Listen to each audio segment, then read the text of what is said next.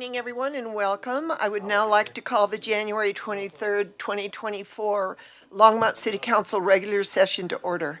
The live stream of this meeting can be viewed at the city's YouTube channel or at longmontspublicmedia.org/watch or on Comcast channels 8 or 880. Can we have the roll call, please, Don? Absolutely. Mayor Peck, Here. Mayor Pro Tem Hidalgo Faring, Here. Councilmembers Martin, Here. McCoy, Rodriguez, Here. Yarbrough, Christ.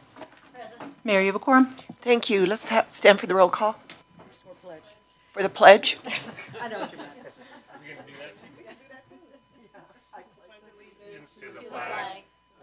States of America, and to the republic for which it stands, one nation under God, indivisible, with liberty and justice for all.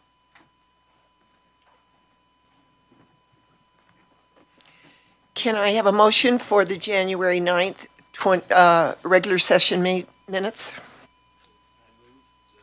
January 2024 regular session minutes as presented. Thank you. It's been moved by Councilor McCoy, seconded by Councilor Martin. Do we have any discussion on the minutes? Seeing none, let's vote. And that carries unanimously. As a reminder to the public, the rules for providing public comment are as follows. Each speaker must give their name and address and is limited to 3 minutes. Only Longmont residents and employees of the city of Longmont may speak during first call public invited to be heard, and you must sign up on the list prior to the start of the meeting. Persons wishing to speak on a specific second reading or public hearing item are asked to add their name to the speaker list for the specific item prior to the start of the meeting. And anyone can speak, and no sign-up is required to speak during final call, public invited to be heard.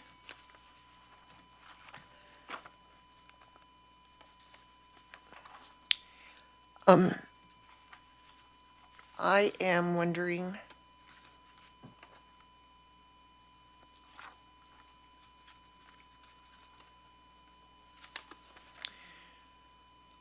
do we have any agenda revisions or submissions of documents and motions to direct the city manager to add agenda items to future agendas? Don, do we have any revisions? No revisions, Mayor. Thank you. Councilor Yarbrough? Thank you, Mayor. I would like to add for a future agenda a discussion about city council salary increase. Second. It's been moved by Councilor Yarbrough to have an agenda revision for a discussion on salary increase for council, seconded by Councilor Rodriguez. All those in favor? Do we have any discussion on that?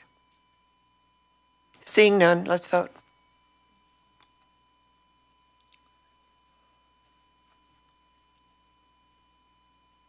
That passes unanimous. No, I'm sorry, that passes 6-1 with Councilor Christ in opposition.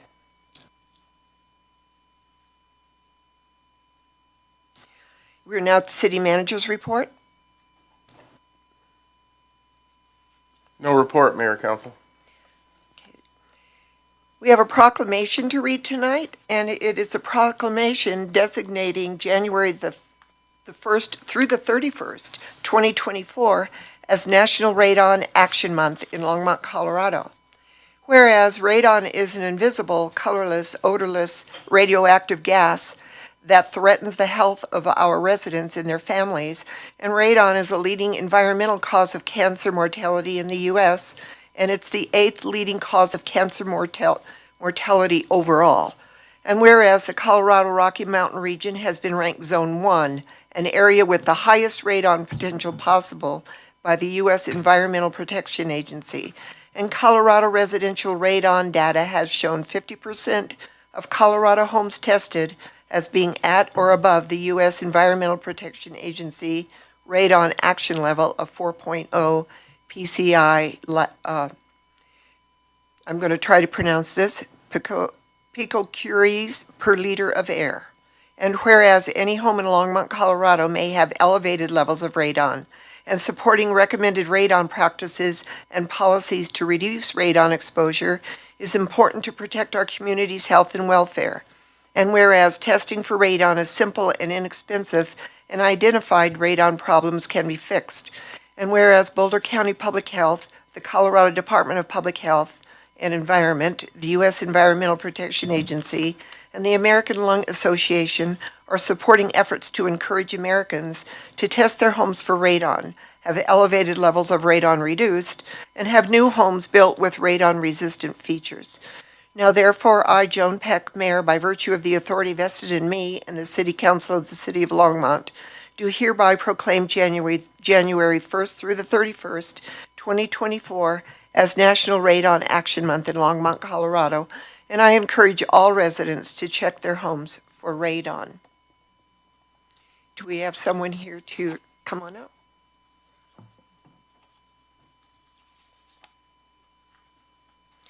This is Patty Dooley Strapelli. Can you turn on the microphone, please? I think it's in the upper left-hand corner. Harold, can you help her turn that on? Okay, thank you. You're welcome. Thank you, Mayor Peck. I appreciate you reading the proclamation and taking the time again this year to proclaim January as National Radon Action Month. It's a great time to remind folks how easy it is to test for this environmental hazard, and also it's one that's easy to fix. And there are many ways to get test kits. One easy way is on the CDPHE's website right now for free radon test kits at coloradoradon.info. And with that, if you have any questions, I'd be happy to answer them. Thank you for letting us know where we can get the tests. That's very important. Do counselors have any questions? Seeing none, would you like a picture of us with giving you this proclamation? If you'd like, It's up to you. I can pass. Okay. Well, come on up and get the Okay, proclamation. thank you.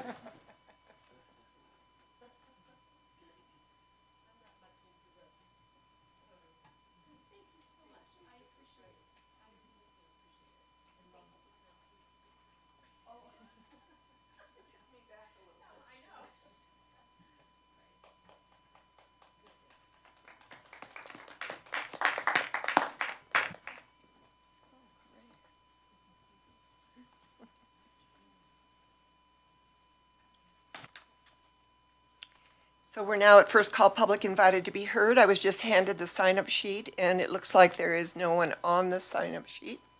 So I will close public, first call public invited to be heard.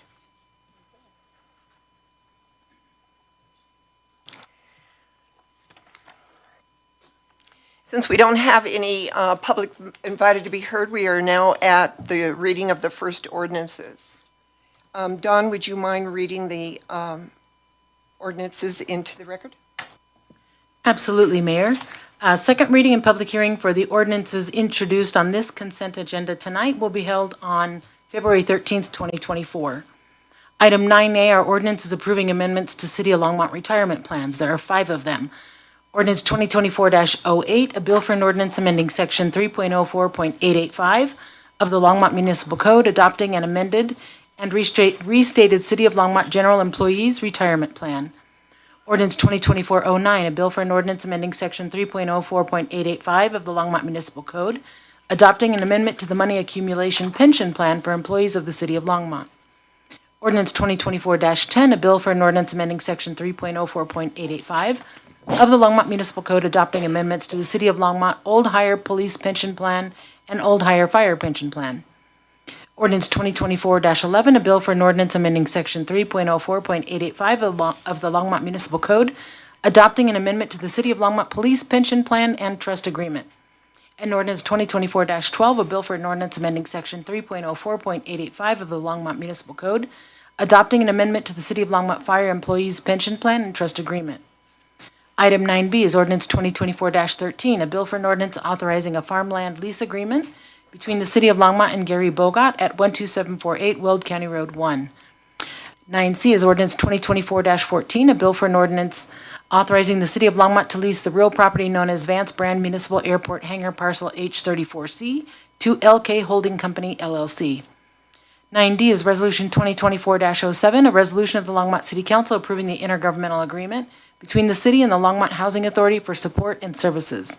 And 9E is Resolution 2024-08, a resolution of the Longmont City Council approving the amendment to the intergovernmental agreement between the City of Longmont and Boulder County Board of Commissioners for a harm reduction outreach specialist for the LEAD program. Thank you, Don. Are there any counselors that would like to pull one of these agenda items or ordinances? Seeing no one, can I have a motion?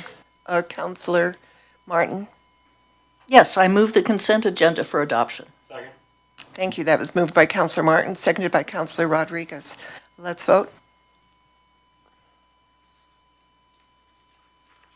And that passes unanimously. Thank you. We are now we're going to have a presentation on the ordinance on the second reading and public hearings. The first one is a bill for an ordinance repealing and reenacting Chapter 2.56 of the Longmont Municipal Code on the Historic Preservation Commission and amending Chapter 2.97, Section 2.97.010, When I see Glenn Van Nimwegen. Thank you, Mayor and Council. I wasn't here at first reading, but I did watch the meeting, and there were a number of questions that came up. So if you'd like, I have a very short presentation Please, to yes. address those issues. Just give me 1 minute. Okay.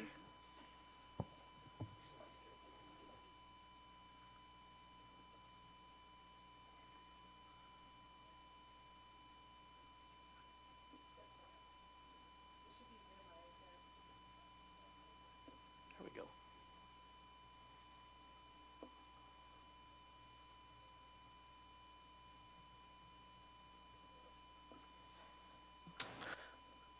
Okay, thank you, Mayor.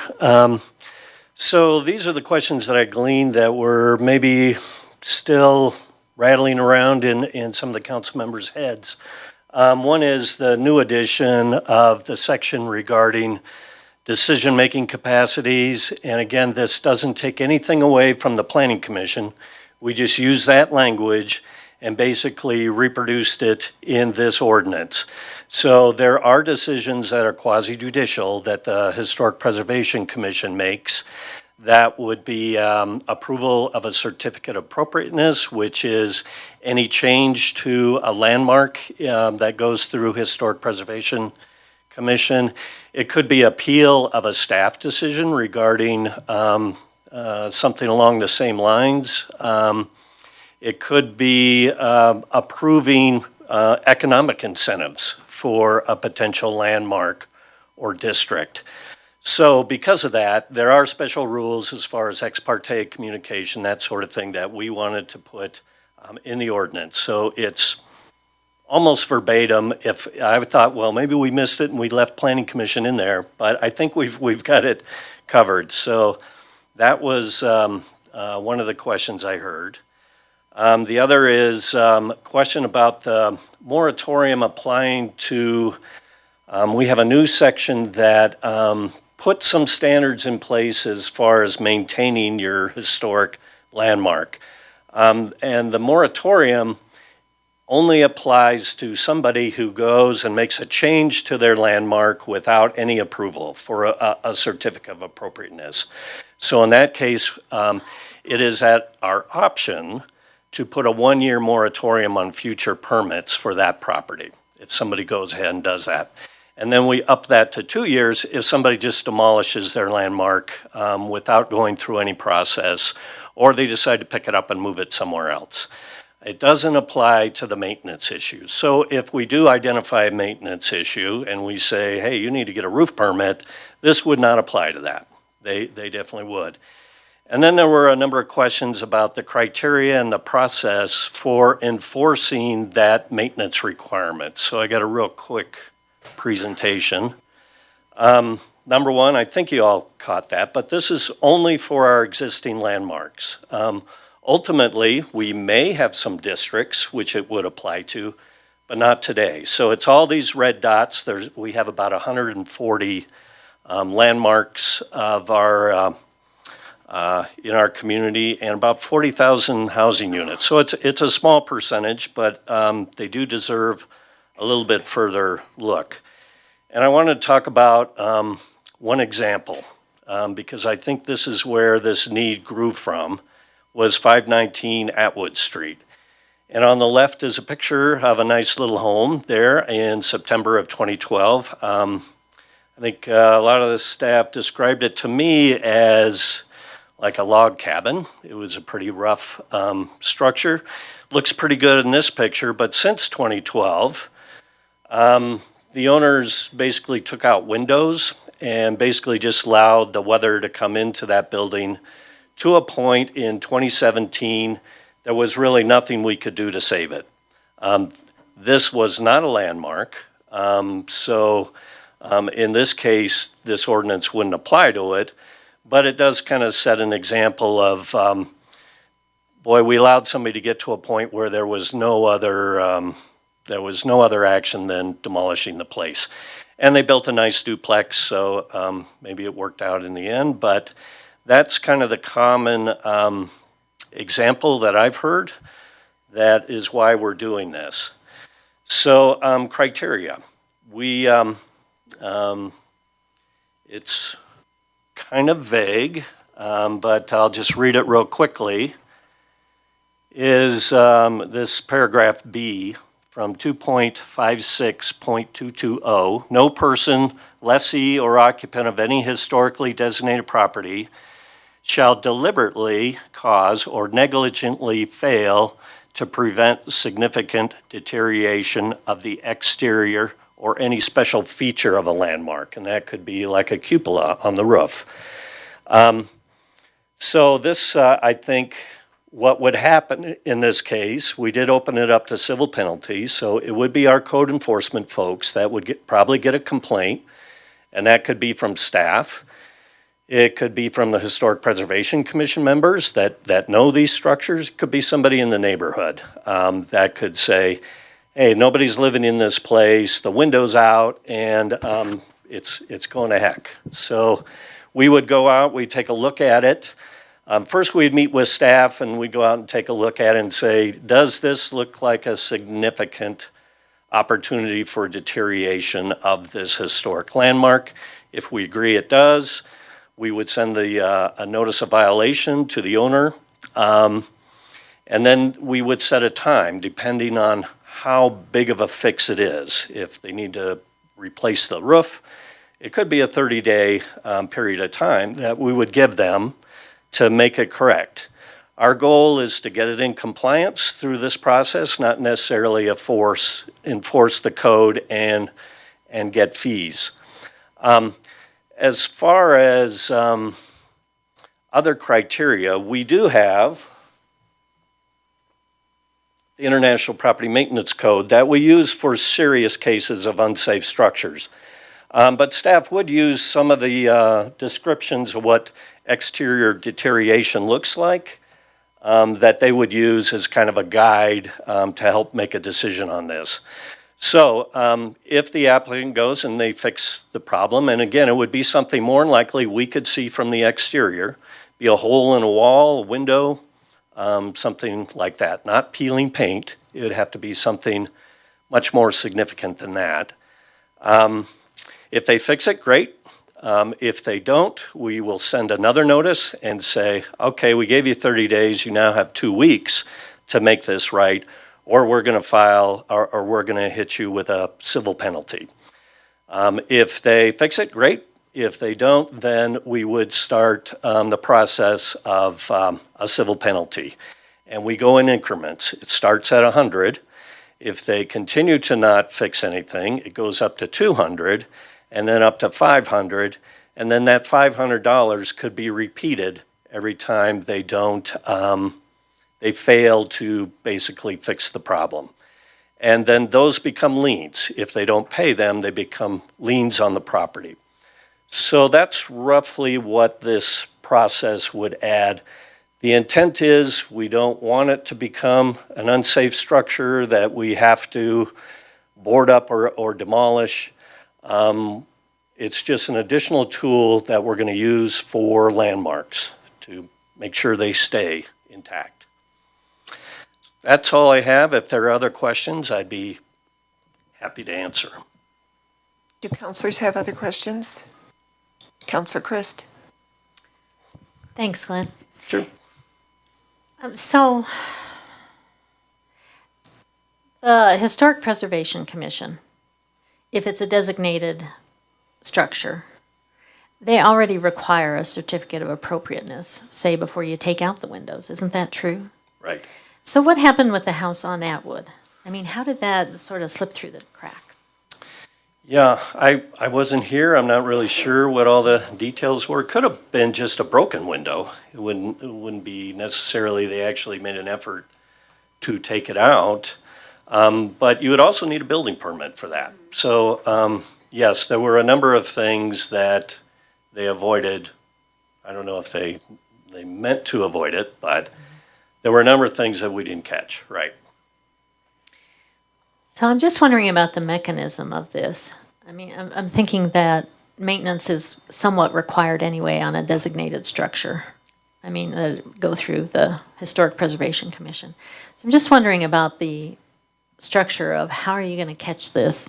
And my main thrust is how do we build something that's not a burden on staff, that fits within the structure that you already have administratively, so that it works. You know, I feel like now we're all, looking around at all the buildings to see, make sure that they're being cared for. Yeah, and then afterwards, with this house on Atwood, if they had let it deteriorate, and then by then they had to ask for a demolition permit, you're suggesting right then that they are not given a permit for a year or 2 years? In this case, in the provision of what we're proposing to you, if the building official says, hey, it's unsafe, it's not savable, it gets demolished. It doesn't go through any process. So there's that shortcut. So what we're trying to do is insert some discussion, some communication before it gets to that point.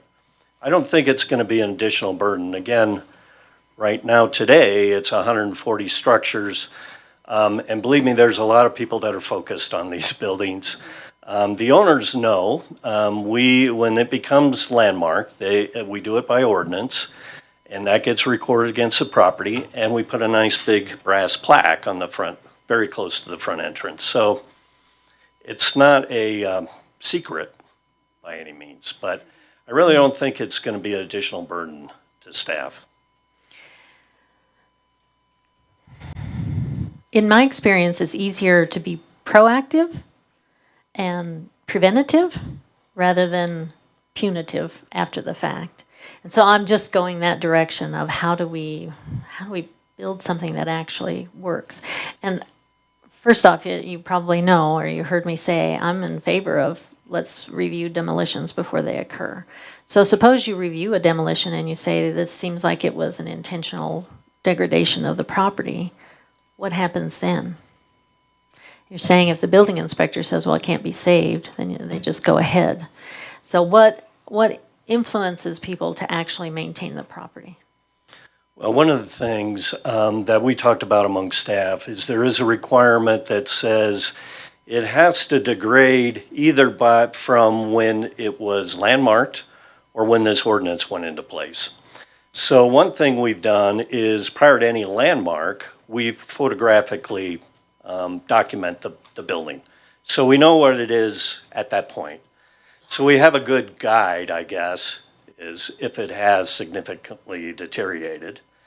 And then we'll probably need to keep doing that. Now, these are new requirements, so we intend to notify all those 140 owners. There's some new rules in place. We're here to help you, and then continue that every year, just to notify people that you do have a special place, a historic landmark in Longmont, and there's special rules that apply. So I think that would be kind of feature proactive, because I totally agree with you. It's much easier to catch them first and before it's too late. So I think part of it is notify them, here's a change in the rules, here's what we need to do. I think to Glenn's point, it is not uncommon for people to understand these properties, frankly, any property, and let us know about something occurring on it. And it doesn't even have to be a historic property. One of the things that constantly challenges us is people that just do work on their homes without pulling a permit. And I can't tell you the number of times that we've received communications from neighbors saying this work's going on, I don't see a permit, and so then we follow up with it. And I just think that's generally an issue that we deal with. I know that I've personally been involved in situations where somebody may get a permit to add a patio, but then all of a sudden the patio turns into a closed room. And we've had to take the appropriate actions necessary to remedy that situation. So I think it's letting them know ahead of time. We know that the historic preservation community also watches this. They're communicating with us. Neighborhoods are communicating with us. But I can say generally, it's just a challenge across the board on getting this information. But we do get a lot of input from our community on these types of issues. I agree. When you talk about sort of as a consequence for not having a COA, to say, well, it's going to be a year or 2 years before you can get a permit, it seems like in that scenario, they don't care whether they have a permit or not. So I don't know if that's going to dissuade them in any way from what they want to do next. And also, if there's a certain type of person that might say, well, we'll just get all the work done at once, and then there you go. We don't need one for 2 years. But meanwhile, your staff is, keeping those records, and it's, something they have to keep checking.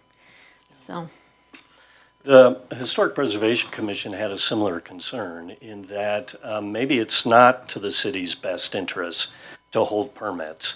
And in that case, they could go plead their case and say, hey, we have an excellent residential unit that will fit in.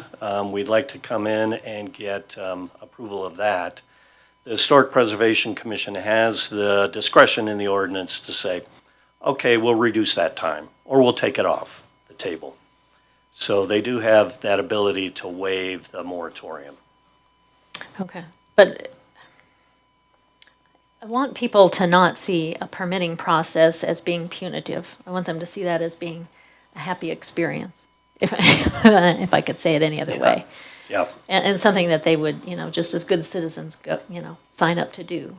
right. But as it seems like people feel hesitant to approach a permitting process, especially with a designated structure.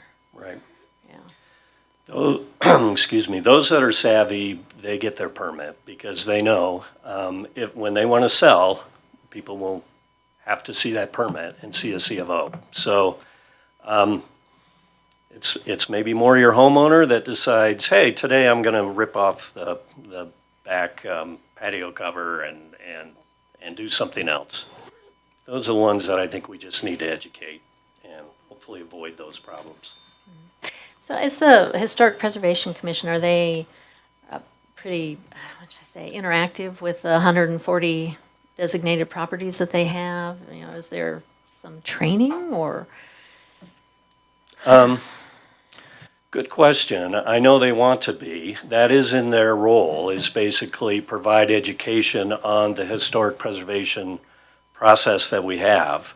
So I know we are trying to find a date for a retreat, and I know that's going to be on that to-do list, right? Okay. To be a little bit more out in the community. And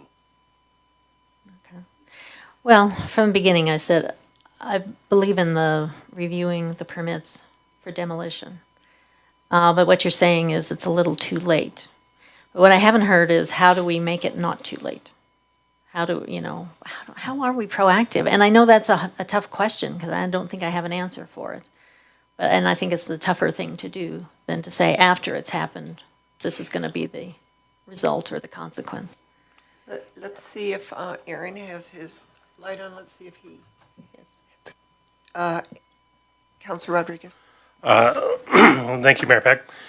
So just to address a couple things. First of all, again, with the Atwood Street property, you said that was not a designated property. So there is therefore no procedure to capture that necessarily. Right. Correct. Okay. So it wasn't that staff missed it. It's that there's no procedure to capture it because it's not designated.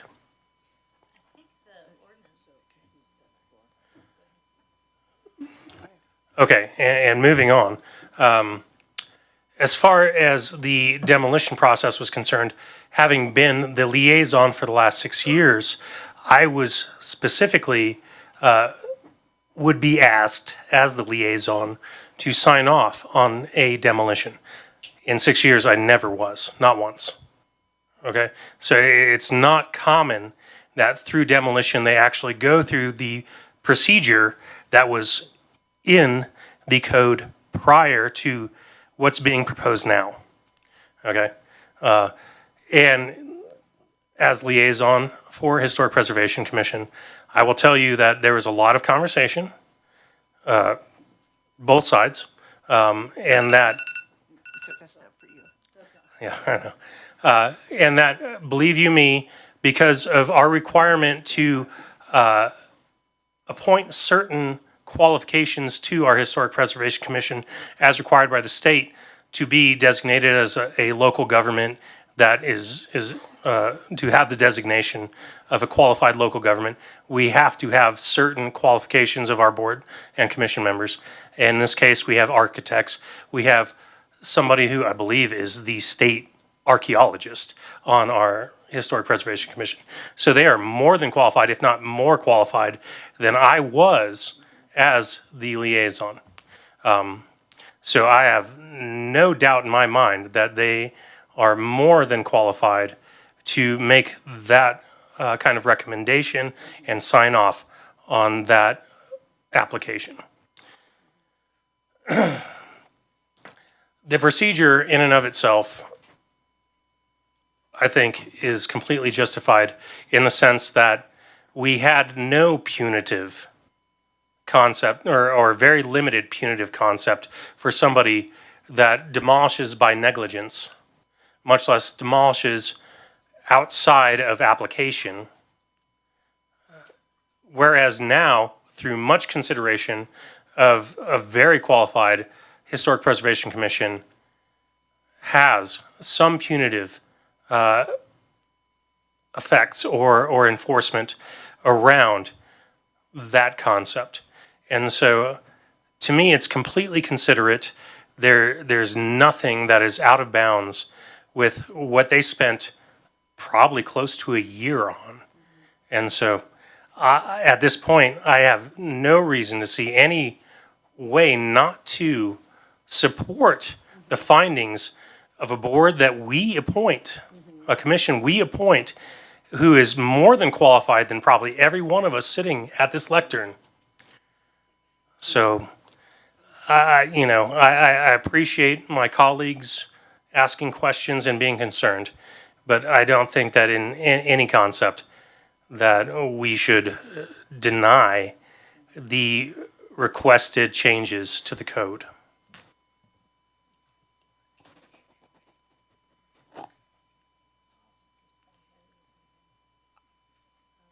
I do, before I call on you again. I do have one question. You mentioned that they get 30 days to comply, and if they don't, then they get 2 more weeks. So Glenn, within that 30 days, even though they don't fix whatever the problem is, but they have contacted a contractor, or does that go for them? I mean, is that? Sure. And they say, my contractor can't get to this until XYZ or whatever. So Sure, Mayor. that would work.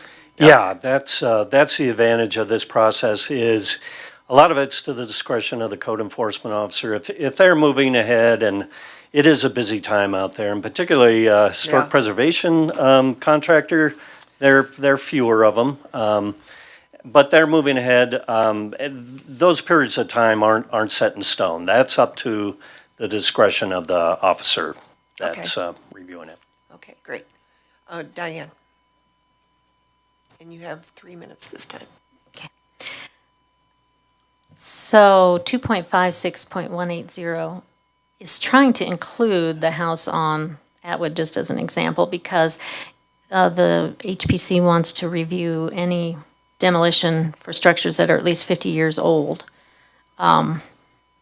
whether it's designated or not, correct? So that they can catch anything that could potentially be historic. Not necessarily HPC. Maybe if it's too far gone and it's a hazard, the building official can go ahead and approve the demolition. Okay. By a staff liaison and one council member. If it Then- should be delayed 10 days to determine if the permit should be granted. Right, that So- would be, if it is savable, that's the first step. Right now, it's between the council liaison and the staff liaison. They look at it and say, is it a contributing potentially to a district? Does it meet potentially the criteria to be a landmark? If they say no, then the permit's approved. If they say yes, then it goes to Historic Preservation Commission. Okay. All right. Well, thank you for your time and for answering all our questions. Sure. Mine particularly. And I guess I'm ready for a vote. Oh, we need to make a motion. Public Need a input. public hearing. Yes, okay. So now I would like to open up this 2023-05 to the public for a public hearing. I see that we do have one person that has signed up for this, and it is Steve Lane.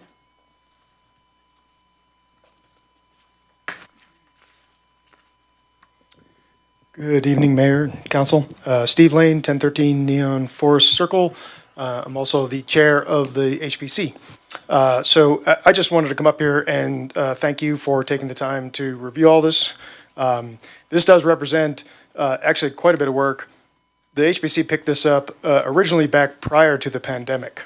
So this has been a multi-year process that's involved probably the work of 4 or 5 or 6 staff members over the course of time, multiple HPC commissioners that aren't even on the commission anymore, multiple city attorneys. There's a lot of work that's been put into this and a lot of hard conversations about striking the right balance between protecting our heritage structures and still respecting property values. And I think we did the best that we possibly could, and staff certainly supported us along the way.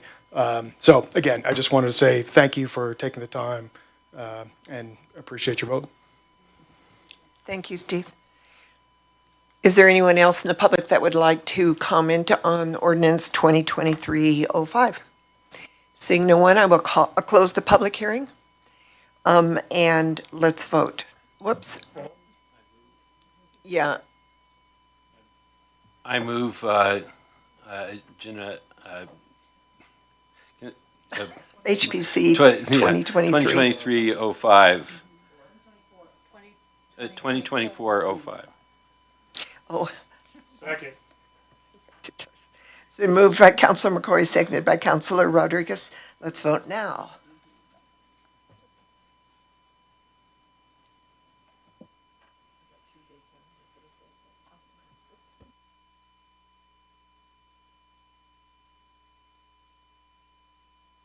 And that passes unanimously. Thank you for the discussion, everyone. We are now at 2024-06. This is a bill for an ordinance amending Chapter 15.02, Section 15.02.060.1 of the Longmont Municipal Code on review of variance requests. Do we have a presentation on this one? Seeing none, are there any questions from council on this ordinance? Seeing none, I'll now open it up to the public hearing for ordinance 2024-06. Is there anyone from the public that would like to address this? Seeing no one, I will close the public hearing on 2024-06. Let's have a motion. I'll move ordinance 2024-06. Second. It's been moved by Councilor Hidalgo Faring and seconded by Councilor Rodriguez. Let's vote.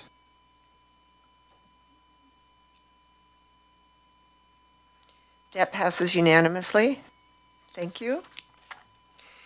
The next one is a bill for an administrative ordinance approving the purchase and sale and development agreement conveying 200 Bountiful Avenue and 905 Harvest Moon Drive to Vertical LLC for an affordable, attainable housing development. And this bill number is 2024-07. Do we have any questions from council on this bill? Yes. Councilor Rodriguez. Just one question. Is Vertical LLC's operating agreement primarily the partnership private? Councilor Rodriguez, Molly O'Donnell, Housing Director.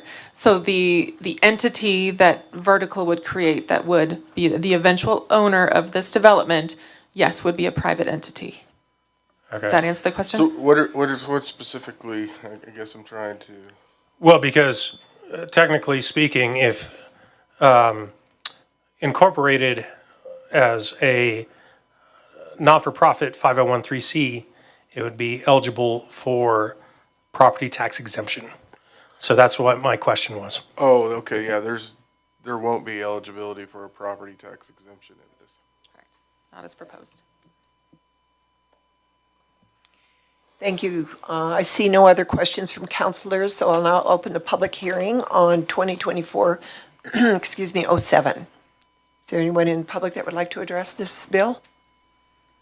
Seeing no one, I will now close the public hearing on 2023-07. Can I have a motion?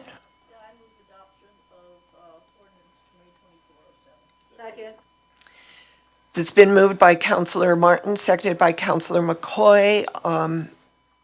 All those, let's vote.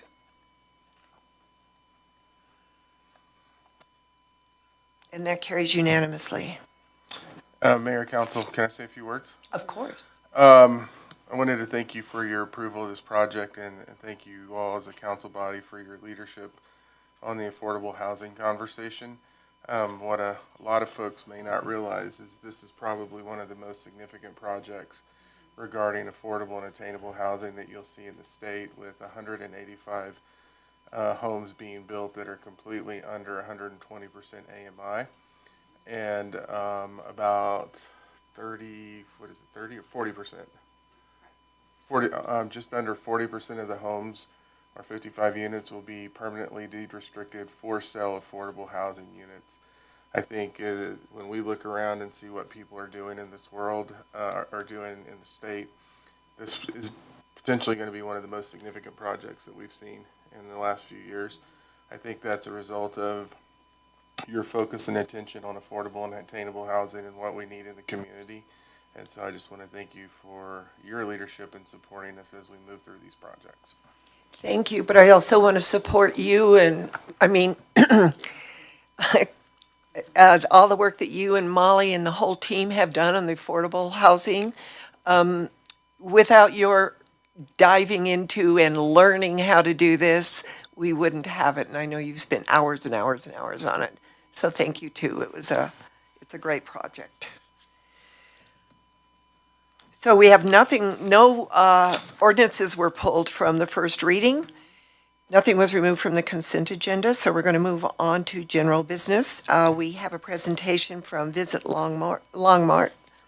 I am not having a good time talking tonight. Visit Longmont Board appointments, and I invite Sarah Leonard to the podium.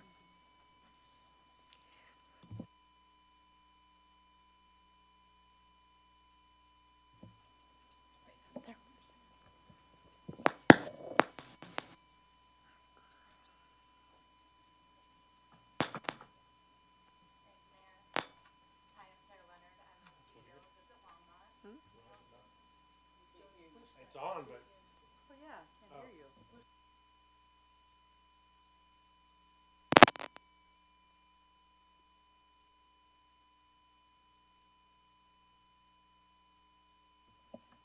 Can you hear me now? Oh, yeah, that does sound different. Yeah. Thank you for hearing our presentation. Visit Longmont, as you know, is a separate 501c6 nonprofit organization We were incorporated in April of 2008. We are governed by a 9 to 13 member board of directors, and currently we have 2.5 staff and a digital content manager on contract. And today I'm here to talk to you about some bylaw amendments and changes to our board of director recruitment. Visit Longmont last year was tasked with updating policies and bylaw amendments to bring them more up to, just to update them to be timely. And so we reviewed and updated our bylaws at our fall retreat in September last year. They were approved by our board of directors. And what I'm here to present to you today are specifically around board of director recruitment. And those are sections listed in our bylaws related to the board of directors. So the amendments to share with you today are updated in board development while keeping the intent of our articles of incorporation and our strong partnership with the city council in providing destination marketing services for the Longmont community. We've updated language around a board recruitment focus to be our responsibility and take a little bit of time off of the city staff. We've refined board seat descriptions, including around sectors that support the tourism economy in the community of Longmont. So around accommodation, short-term rentals, hospitality and tourism businesses, and economic development. And while retaining our city council member seat as a voting member, City Council Member Christ. And so specifically, the new Visit Longmont board seats that the board approved, and these were refined descriptions around board seats that could continue to help strengthen our board of directors by providing the skills and experiences around the tourism economy and helping us achieve our mission. And those 3 seats that were newly defined were around the arts and culture sector, sustainability or sustainable development sector, and an outdoor recreation sector seat. And at our last board meeting, the Visit Longmont Board of Directors approved this slate of new board directors before you and on the screen.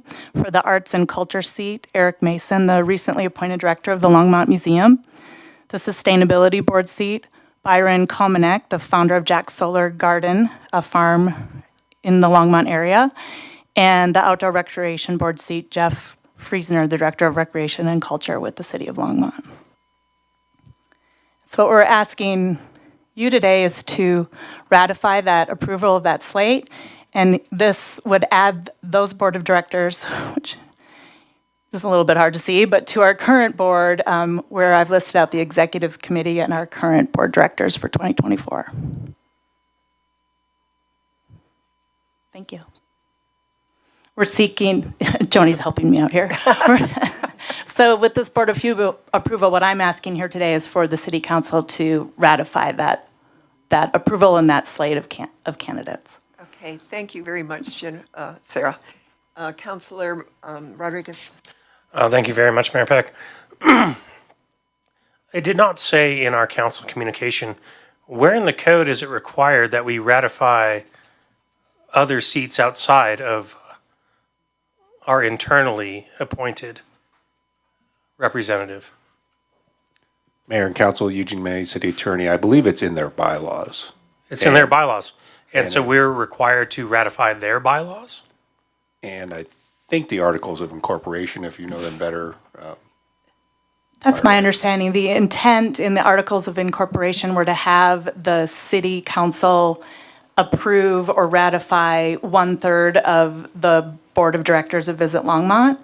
And so what we did in our bylaw amendments was just update the process of board recruitment, but to continue to have that 1/3, this board slate approval or ratification by the city council. Okay, it's the first I think I've ever seen of this. As far as outside of our council representative asking the city council to ratify a slate of board of directors for the Visit Longmont. So I didn't know that was necessarily within our purview. I mean, I have no problem with the recommendations whatsoever. I think they're all extremely qualified. I was just curious where in code that it says that we have to do that, or it's in their bylaws though, not within our or in our code or charter. Okay, well, with that, I move to accept the slate as presented by Visit Longmont. Oh, dear. Oh, yeah. Thank you. Councilor Rodriguez moved to approve the bylaws, the slate of board members for Visit Longmont, and that was seconded by whoever Dawn would like to put down. She did, yes.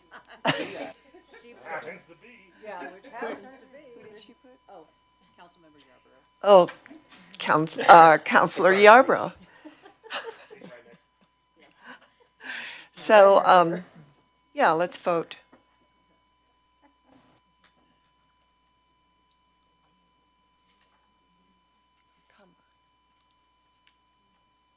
we go. And that carries unanimously. Thank you very much, Sarah.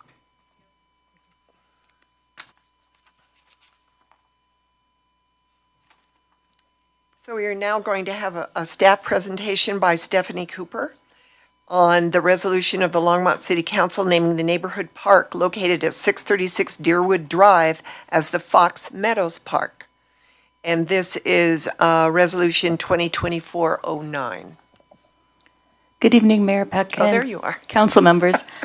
I'm actually going to introduce myself. I haven't met everyone on the council. Stephanie Cooper, Manager, Parks and Trails Development. But we will be presenting on the resolution for the naming of one of our 8 and 5 parks, a new neighborhood park. With that, I'm going to hand it over to Steve Ransweiler to present, the Senior Project Manager managing the project. Mayor, Council, Steve Ransweiler, Senior Project Manager for Natural Resources. I'm pleased we have a presentation.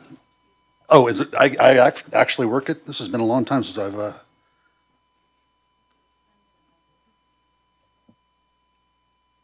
we go. Sorry, glasses issue here.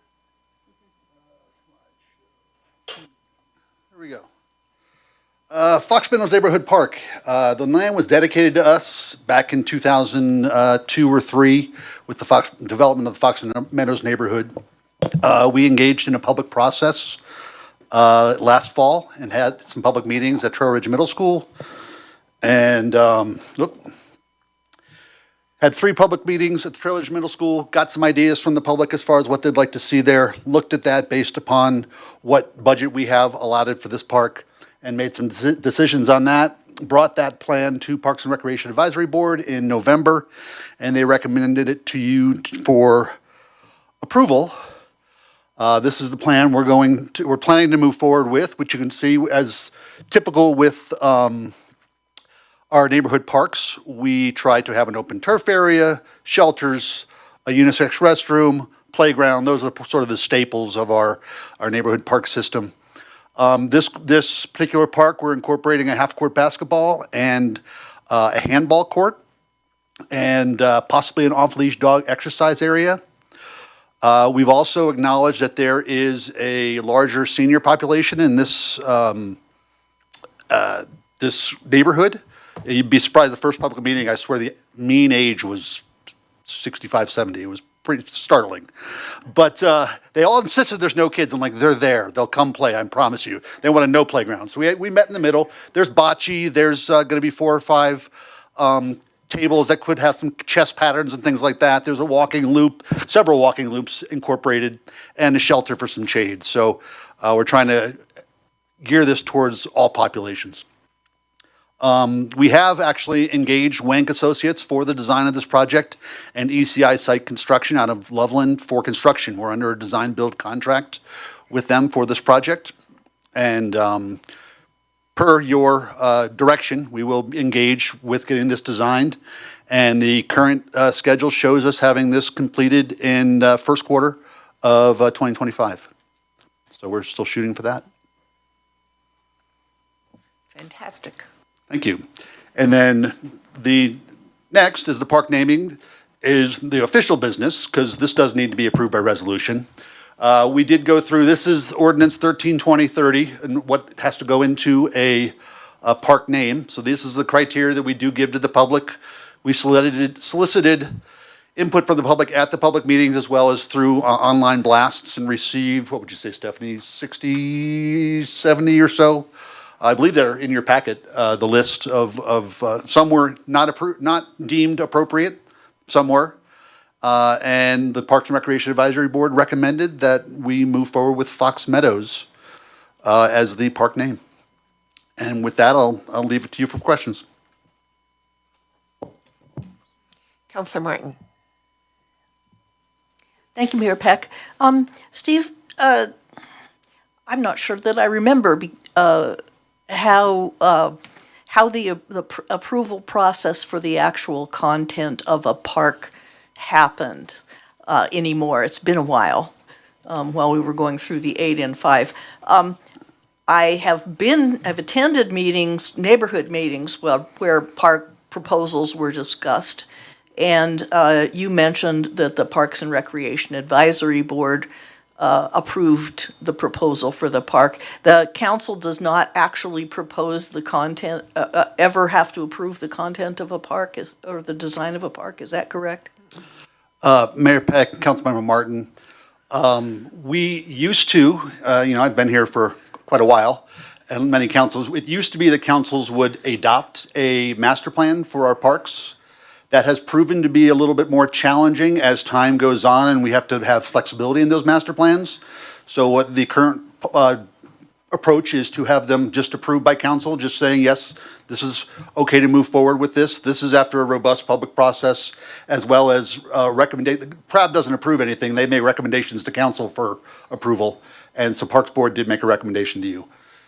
As far as the contents of the park, it's a balance. It's not only what the people that show up at the meetings want. That's not how it works. This park is for the entire community, not just the people that have the time and the means to come to the meetings we host. So we do listen to that. We do take direction from that. But we also talk with our recreation staff to see what their needs and trends that are, so they can program this park for public use. And as well as we have certain staples, like we do want to make sure there's an open turf area for people to come and be able to recreate. There's a lot of people, as the city's becoming more dense, where we're needing to include places for people to recreate that don't have yards. And that's just going to be a fact. As far as park system is going to probably be used more intensively over the next coming decades. And so we want to make sure that we're making them fun and resilient and safe and maintainable and all those things we strive for every park we build. Did that answer your question? No. Because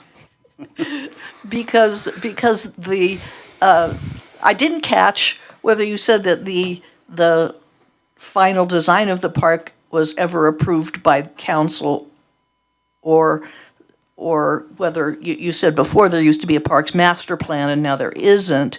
So there are some questions that I have that come from some sustainability concerns that I don't think that we know about.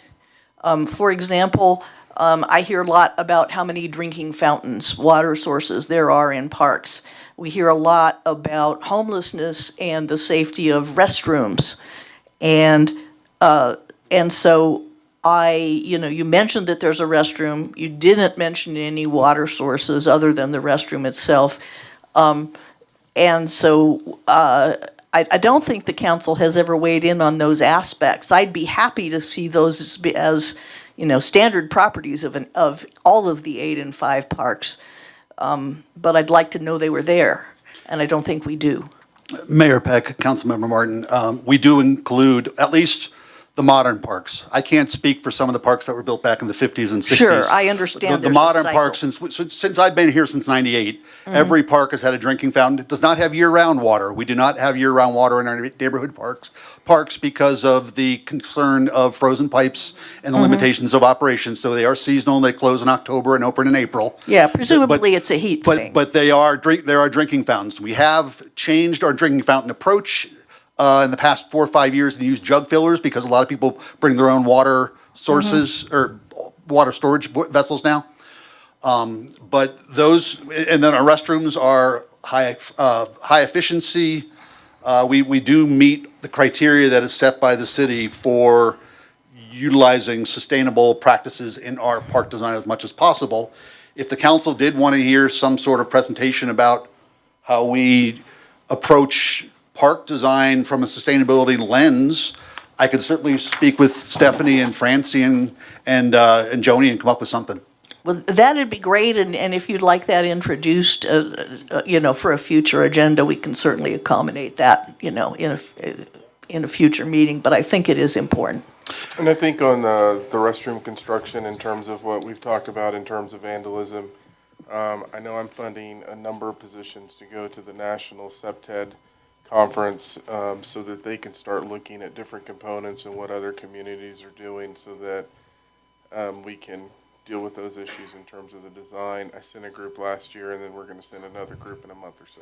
Oh, yeah, and all that's great. I just think that we should have it as if we should move it up to official policy. Thank you. That's all I've got.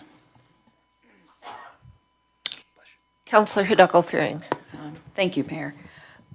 So when you were referring to the participation, the community engagement process, so there were a lot of people in the neighborhood, I assume, that weren't able to attend the meetings. How much feedback did you get from residents offline or, who weren't in attendance? Like, do you feel like there was a balance of people who were present at these engagement meetings as well as opportunities for other people to weigh in their priorities? Mayor Peck, Councilmember Hidalgo-Fearing, no. And that is a gap. And Okay. I'll admit that that's a gap. We have our public meetings. We advertise them as best we can. We encourage people to come. We have tried a multitude of things over the years and have not come up with that sweet spot of engaging everybody in our community. Yeah. We're No, I hear constantly ya. I know. looking at ways to do that. And with Marika's communication team, hopefully we can look at more ways. Technology is always changing, but people don't necessarily have access to technology either. yeah. And so we have limited staff ability to go into neighborhoods and go door to door and things like that. That costs a lot of time and money that would take away from construction of parks, really. And so it's finding that balance. But I still feel that we do a pretty robust process. We do solicit feedback online. Okay. And we had 40 to so people at these public meetings. And that's not bad for a park in a fall night for an hour and a half. So Do you feel like the makeup of the participants was balanced, or do you feel like there was one group that kind of dominated, whether it be age group, ethnicity, socioeconomic? Every public meeting process for every park is different based on the neighborhood. This one was not representative of families or people with young children, things like that, even though there is multifamily housing at the southeast corner or southwest corner of 9th and County Line, which I know that those people will be using this park. Yeah. And so I spoke for them. That's thank you, That's what I was trying to explain to Councilmember Yeah. Martin, is that staff comes in and knows we need things just because the people say, well, we don't need, I had people, we don't want a restroom. That brings bad people in. Well, Yeah. we need a restroom. Yeah.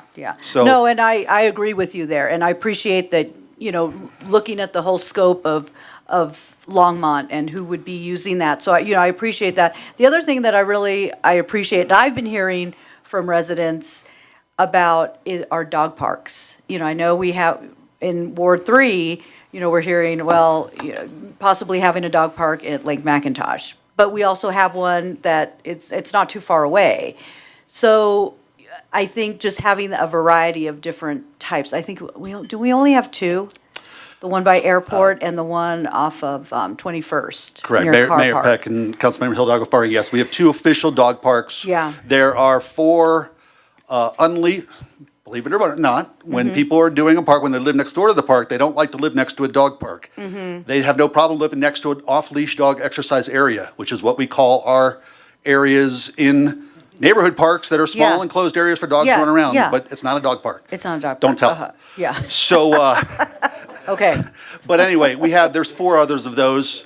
There's one demonstrated on this plan, and that's Yes. something that I did want to mention, is that we are fighting rising costs like everybody else. That's a prime thing to cut out of this. It's very challenging being in a detention pond, and because of the grading, and so I would expect that that's not going to end up in the park. It could be a future phase maybe, but Okay. and it was not requested by the public. That was requested by staff. And Okay. that's something we're probably I gonna have think to it walk would away be from here. popular, just based on feedback I get. I mean, it's a different area of town, but I yeah. can tell you, though, we are working to recycle the shelter that's being removed from the museum, in the museum Okay. project right now. Yeah. And reinstall that at Dog Park Number 1, which is Okay. the one at 21st and Francis, Yeah, yes. later this year. We're going to try to recycle that shelter and repurpose it out there. I'd love And to get have some- conversation with Get some you at a running later water. date. Feel free to But contact yeah, me, that's I fine. will. No, that's great. Thank you very much. I wanted to jump in really quick in terms of community involvement and community engagement.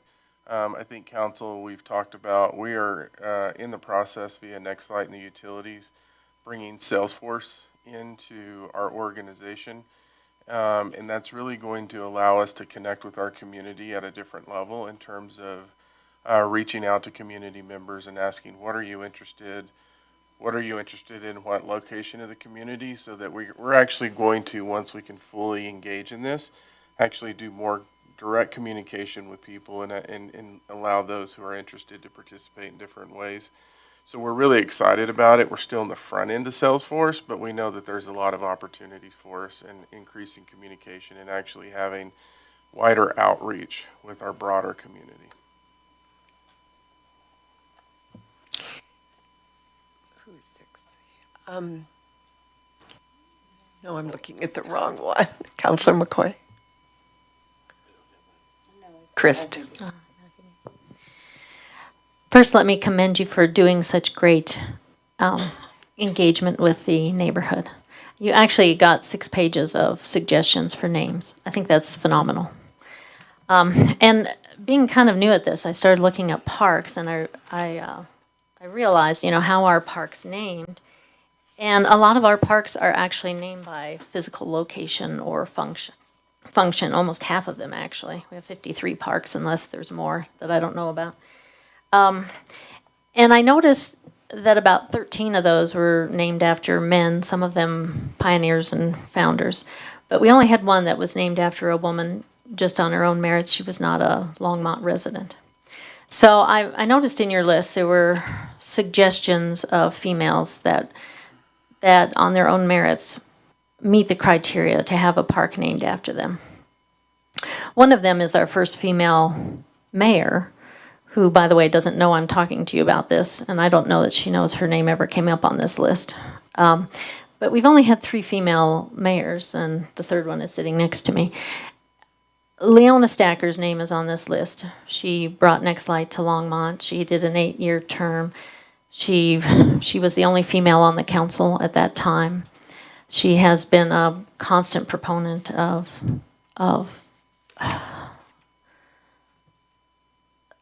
fundraisers, charities, all things Longmont that support Longmont. And so I just want for consideration, if we've got 8 parks coming in the next 5 years, that we do some parity in terms of women that have been significant in our community. And I also saw Patricia Jones' name on the list, and she was a fabulous teacher. And Pat Lopez. We're building a park for Nino Gaslo, and a Latino. And it would be nice to do something for Pat Lopez as well, just for parity. We do have one, actually, McIntosh Lake, I believe, is named after Chief McIntosh, who was a member of the Creek tribe. And so it would also be nice to find maybe a female tribal member to name a park after. And I just, I wanted to throw that out for the consideration of the council and for the Parks and Recreation Department. Thank you. We have 2 motions here. The first one is to let's do the first one for the resolution of naming the neighborhood park. Well, actually, that is not a resolution, that's an ordinance. It is? Yeah. Okay. Okay, so can I have a motion?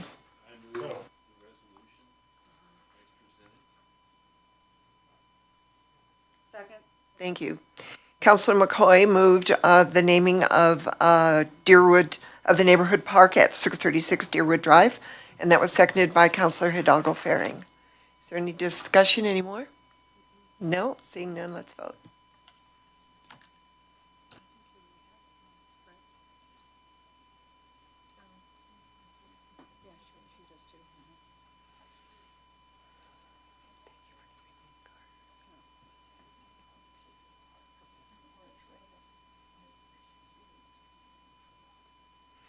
So that passed 6-1 with Councilor Christ in opposition.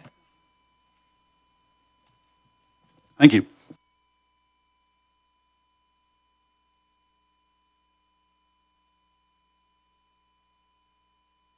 Our legislative bills and assistant city attorneys. Not city attorney, I keep doing that. City manager, Sandy Cedar will present. Thank you, Mayor. Sandy Cedar, Assistant City Manager. Welcome to the legislative session. They have started with a bang, 185 bills already this morning when I last looked, so they're off and running for sure. We've probably sent 100 for municipal comment. I went to my first CML municipal caucus meeting today. I do just want to review kind of what happens during the legislative session. It's my job to read each of those bills and determine if there's some level of municipal impact. If I think there is, I'll check it with the staff members that are most closely tied to that, as well as their partner attorney. They send comments back to me. I'm also listening to what's happening at CML and as well as other professional organizations. If I determine from the staff comments and from the other things that I hear that this has a significant impact on Longmont, either positive or negative, those are the ones that I bring to you for an official position. At any time, you're welcome to ask for a bill to be brought for a position as well. You'll see that today based on Mayor Peck's request during the pre-session to bring one for you to consider.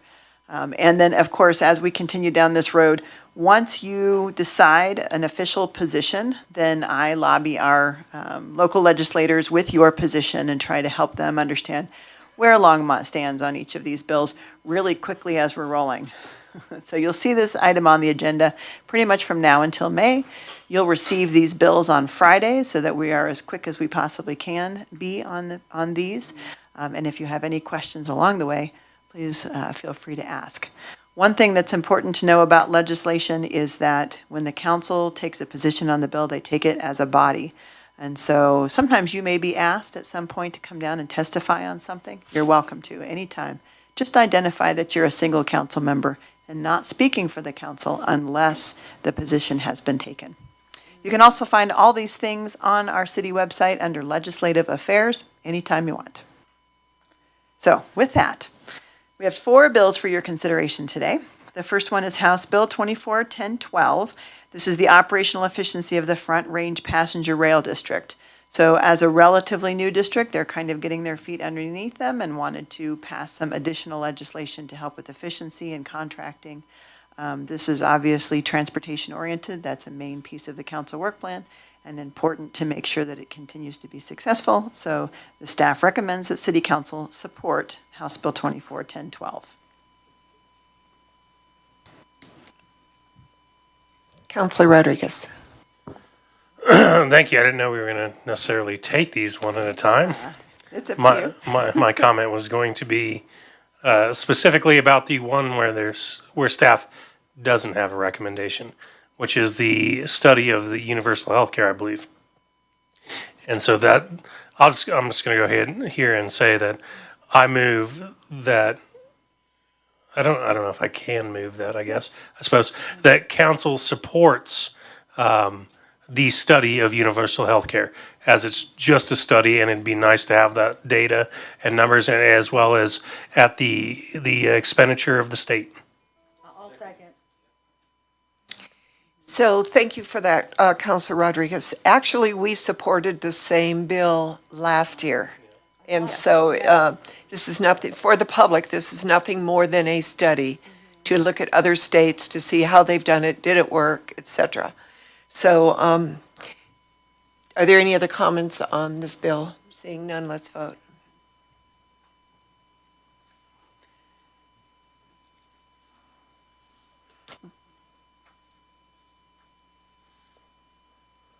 And that passes unanimously. Thank you, Mayor. I will point out that we've had some challenges recently with family, the Family Medical Leave Act that you took a look at last year and opted out of certain portions. So we'll be bringing back more information as we have some. That's not exactly related, but somewhat, so I wanted to point it out. Okay, Councilor Rodriguez.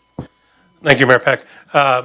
So now with the direction given on that specific bill, I move that council supports the staff recommendations on all four, including the now specified bill. So it's been moved again by Councilor Rodriguez, seconded by Councilor Martin, that we, I'm going to ask you to clarify the slate, is what you wanted to do? The other four, the other three? Including, yes. Okay. Is there any discussion from anyone else? I wanted to do a little clarification on the very first one, 1012 for Front Range. All this is basically doing is a cleanup bill for us, because some of the, for example, when we first started, we were trying to see if we had to codify all of the board members. And this straightens, cleans that up a little bit, that we don't need to go through that process. So thank you for that. Let's vote.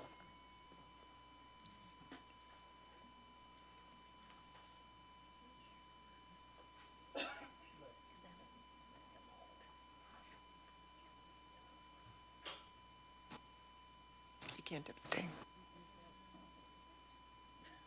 Okay. So that passes 6-1 with Councilor Christ in opposition, and she told me why, so would you tell the rest of council what? I just haven't had a chance to see the verbiage on these. And it wasn't in my packet, so I just, I'm a reader, so I just want to read more fully on it. Generally agree with the terms that you've said here, and I trust you, Sandy, but I just like to know the details. So Mayor Peck and Councilmember Christ, on the website, the Legislative Affairs website, is a spreadsheet, and there are links to every single bill that we're tracking. So that's a much longer list than these ones here. If you would like for me to begin to include the bill information, I'm happy to do that as well, if that's something that the council as a body would like for me to do, or it's all listed in that website for your review. Yeah, I just would like more details, but next time. Thanks. I was gonna say the same thing. If you go to our council comm, the link, if you click on the link and go to Legislative Affairs, and you can click to see the list of bills tracked, that actually takes you to the state site. And that's what I did prior to coming here, is I went through and I read through the background of all those bills directly from the state. So I just wanted to give you. Yeah, there you go. And I'm happy to walk through that with you, Councilmember Christ, if you would like to sit down and take a look at it together. I have to say that being on council the very first year is a learning curve. So it's a fire hose, so we all need to be patient, because we've all been there. So, and I'm glad that maybe we should mention that, because not everybody reads the packet for the public. They should be reading these bills as well, or voting on them. So, Councilor Martin. Thank you, Mayor Peck. I would just want one other thing to say. These specific recommendations for a council meeting come out later than the packet because of the pace at which the legislature moves. So you always need to look like the day before in your email, and it'll be there because it falls too late for the packet. But I think this is really important because it's empowering for the council, because our testimony to the legislature is much stronger if the council has voted to support as a body. And so that's why we prepare to do it, even though it's a real fast-track process. And I have to say, because I seem to recall grousing about it when I was a new council member, because so often there was something I wanted supported, and we didn't get to it in fast enough. And Sandy has done a marvelous job of speeding up that process and getting us into a position where we can really wield our influence to the legislature. So I am so happy with this process, the way it goes now. Thank you, Sandy. We're now at final call, public invited to be heard. Do you want to take a bio break?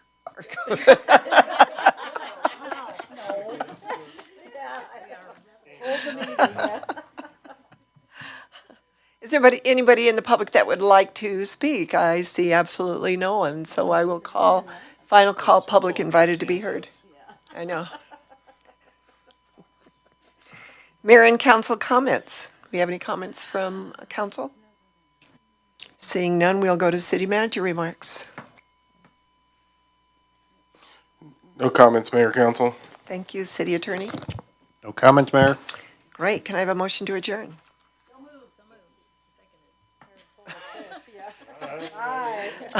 It's been moved and seconded by everybody. Let's vote. That passes. We are adjourned.